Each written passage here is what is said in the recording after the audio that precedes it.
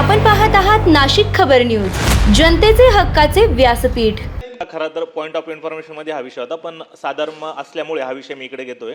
माझ्या नाशिक जिल्ह्यातील निफाड तालुक्यातील मोजे पिंपळगाव निफाड येथील KGS साखर कारखान्याकडे सन 2018-19 या गळीत हंगामातील ऊस पुरवठा केलेल्या 130 ऊस उत्पादक शेतकऱ्यांचे साधारणतः 1.5 कोटी रुपयाचे ऊस बिले आस्थागायत प्रलंबित असून हक्काची रक्कम न मिळाल्यामुळे शेतकरी गंभीर आर्थिक संकटाला सामोरे जात आहे।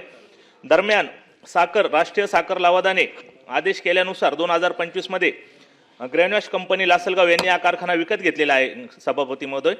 तरी राष्ट्रीय साखर लवादाने आदेशित केल्यानंतर पण साखर कारखान्याच्या प्रशासनाने या 2018-19 मधील ऊस उत्पादक शेतकऱ्यांची पेमेंट आस्थागायत दिलेली नाही।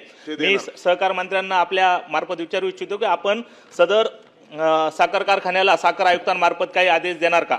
मंत्री महोदय हो देणार सर। आत्ताच मी सांगतो, त्यांचं कंप्लीट थकीत FRP ची रक्कम व्याजासह वसूल करण्यात येते सांगितलंय। RRC द्वारे सदरची रक्कम वसूल केली जाते। रक्कम दिली नसल्यास पुढील वर्षाचे लायसन त्या कारखान्याला देत नाही आणि राज्यामध्ये 40,000 कोटीपैकी 298 कोटी फक्त शिल्लक आहे। 99.26 कोटी या ठिकाणी पर्सेंटेजमध्ये FRP दिलेली आहे आणि राहिलेली आहे ती देखील आम्ही द्यायला भाग पडू। श्रीकांत भारती हा प्रश्न खरंच खूप